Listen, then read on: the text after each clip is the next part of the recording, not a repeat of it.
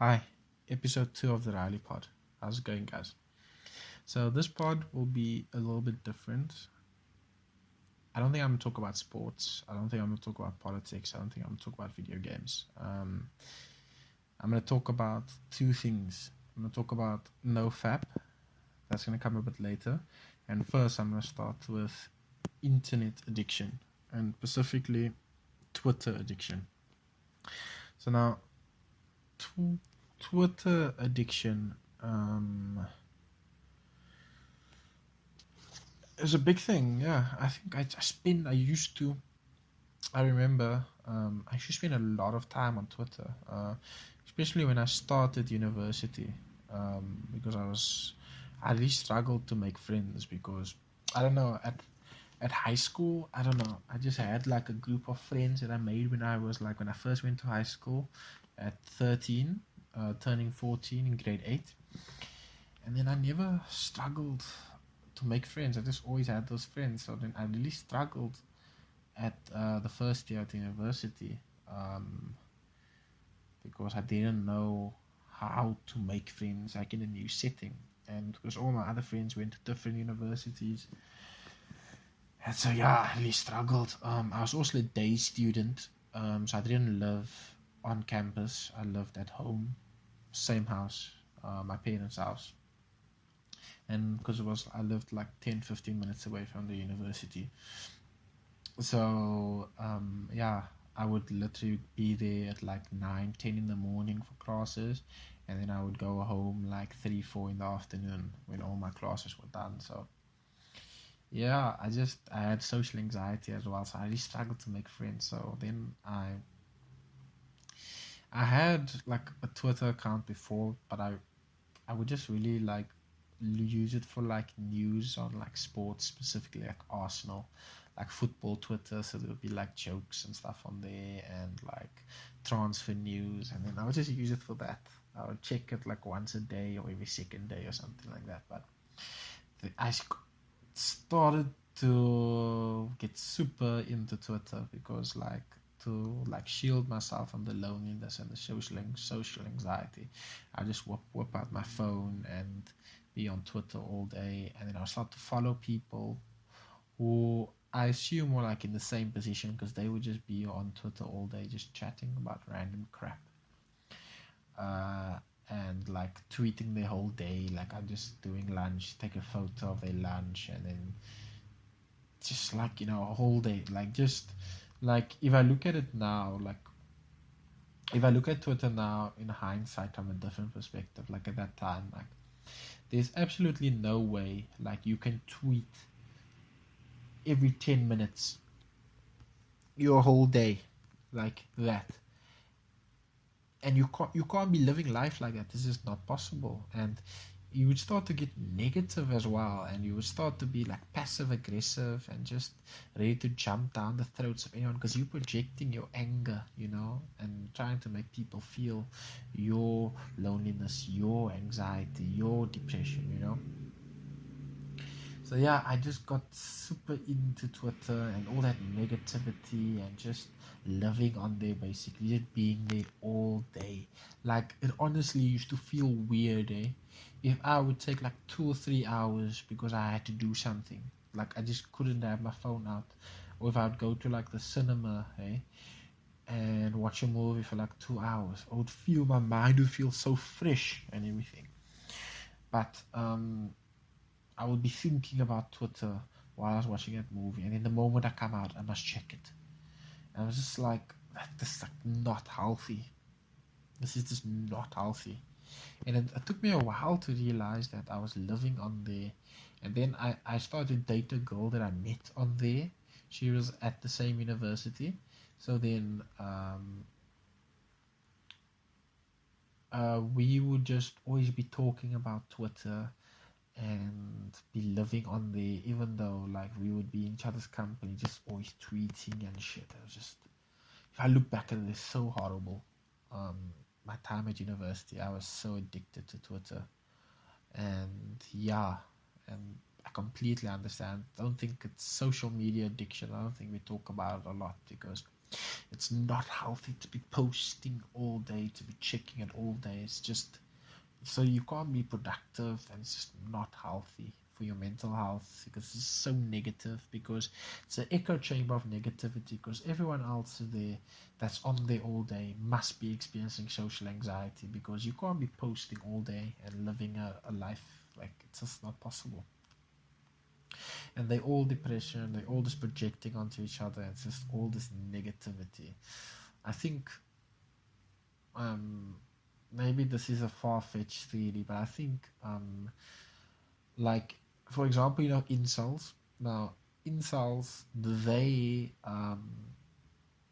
I think communities like that only exist because of social media.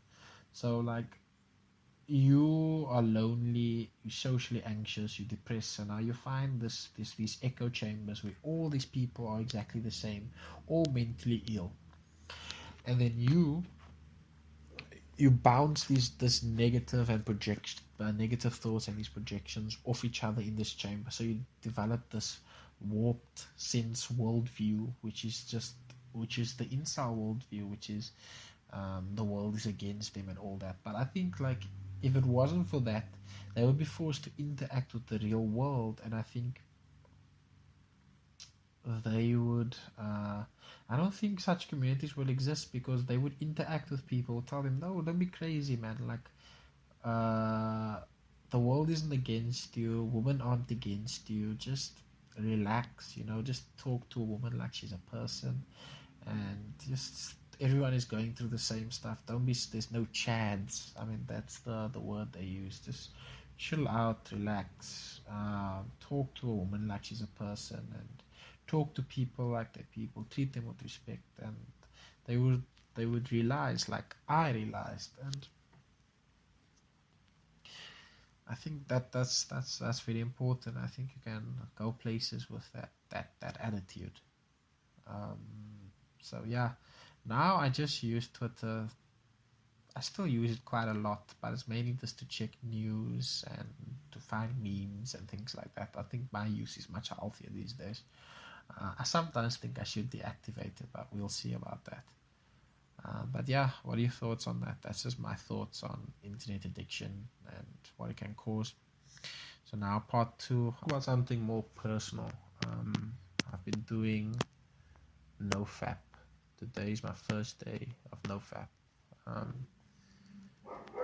yeah, you might hear my dog barking in the background. There's people busy, like with a party or something. So yeah, they might bark at that. When cars arrive there next door and whatever. What did I want to talk about? NoFap, yeah. Yeah, so I don't know. I just feel like many young men basically been brought up with like internet porn. I mean, internet porn is very rife, and I just don't think it's natural, man. I think we just watch too much of it, and it's always available. You can just. So I think we've been conditioned with this as like since the age of like 12 or 13. I mean, internet porn was in its infancy when I was that age, but I really got into it when I was like maybe like 16, and but I did start then, and it's just too much, man. And you can literally, anytime you get a sexual urge, you can just whip out your phone, or you can just whip out your laptop, and then you got millions of videos with every category. And yeah, it's just not natural. You're just not supposed to have access to that, so you get desensitized, and like normal sex just doesn't do it for you, and you just have no energy because you're just jacking off all the time. And yeah, you're just falling behind with your personal goals, like your exercise goals, what you want to accomplish, makes you less social, makes you less willing to like go meet girls, because you're just not motivated to meet girls and to hook up with girls, because you're just always jacking off with this infinite amount of porn. and you're getting like depressed because of that. But and then you use more porn to help you with that and help your stress, and you just it's just all over the place, and you just get desensitized, and then you struggle with ED, which you're not supposed to do that like in your early to mid 20s. You're not supposed to, but so many guys that I speak to online and in real life, I mean, they've had these problems, and we're just not supposed to be having these problems. They're not problems, and it's a new phenomenon, and it's all because of just constant internet porn. So yeah, I'm doing NoFap. I decided to start yesterday. I have done it before, but that was mostly because like I met a girl, and then I know that I'm gonna struggle performing. So then, to get my libido back and to get my sensitivity back, I would like not watch porn or anything for like a week or 10 days or something, and then I get rock hard erections back, and my libido is back, and I'm just, you know, like my mindset has been reconfigured, but it's just temporary. Then I would go back. I would be like, okay, you can now watch a healthy amount of porn. You can just watch normal porn. You don't go into the dark categories, because that happens when you watch too much. It's the normal stuff doesn't get you off anymore. So then you're going into more of the dark categories and more absurd categories, and then that is obviously not normal sex, so then that doesn't do you anymore. And so I would just do that to reset my mind, to get sensitized to normal stuff again. But then yeah, I would see a girl or whatever and hook up or whatever, but I would somehow always fall back into porn. But so now what I've decided is that I never ever want to watch internet porn again. I'm really gonna make that commitment, I think, because I'm currently talking to a very nice girl. We're gonna go on our first date this weekend, and yeah, I think I don't want to watch any internet porn. I just want to have normal sex with get a healthy sex life, and just no internet porn. And I think that even if this doesn't work out,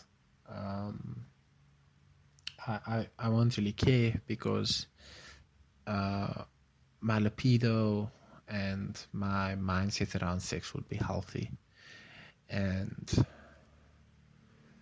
yeah, it will be healthy, and I wouldn't have to. How do I say this?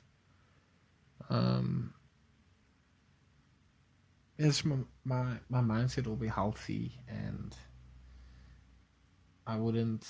Yeah, I will be motivated to. If I need to have a sexual release, that I will, go onto Tinder or like approach girls in public and things like that, and just not make me lazy around that, and just have healthy sexual relations with women and healthy views around sex, instead of just using porn as a crutch and just getting stuck into that loophole that takes you deeper and deeper and deeper and deeper into just, yeah, and just puts you back in the situation where you have ED, and yeah, and you're depressed and lonely, and you have no motivation to have relations, whether they be romantic, like dating, or just like hooking up with girls. And yeah, because I find that why I usually would do that 10 days or whatever as well, because like by like day 5 or 6, even if I'm not dating somebody, like my sensitivity is so back, and I tell myself like, you're only gonna bust this nut by having sex with a girl. So I'm literally on Tinder all day, chatting to girls, on all the sites chatting to girls, hitting up girls that I had relations with in the past, like whatever. Like, you make that effort, you don't rest until you busted that nut. And I think maybe that's not the healthiest thing, but I think that's a healthy way to get over ED. And I also just want to clear my mind of like um, other bad sexual thoughts. And I also think people, I've read a lot of the comments, like people say you have a lot of energy and um, you're more motivated to do your gym and exercise, because I'm back at gym now the last 2 weeks or so, and you're just motivated to be a better person when you just, your mind is just clear of bad bad thoughts, depression goes down, anxiety goes down, and just motivated as well. So I'm really excited. I really do not want to watch a single porno again in my life. Like, if I do masturbate or whatever, it will be to like, I don't know, I'll go on like some girl's thing on Instagram, like it's not porn, like she just like her in a bikini or lingerie or something. It's a healthy thing, because that's how people used to jack off in the past. Like they would have their playboys and stuff like that, and that's healthy. And even before we had internet porn, you had those DVDs, but that was like normal sex. Like it doesn't, and it was just one DVD. It's not these millions and millions of videos and all this dark stuff. And yeah, so I think that's why we have this now. It's a recent phenomenon of ED in young men. So yeah, I'm excited to try this out, and yeah, and I wanted to mess up this thing with this girl, because I really like her a lot, and hopefully it all works out and I'll have a normal loving relationship and uh, a healthy sex life with her, and yeah, just life in general as well. I'll just be clear, my mind will be clear, and I'll be more motivated to do things. I just have energy for things. So yeah, yeah, guys, that's it for this week. Yeah, the pod will always be about things that interest me, or things that's going on, or a subject I want to speak about. And but yeah, those two things, as you can tell, are quite personal to me. And yeah, I hope people found that interesting and they've learned or they've gained insight.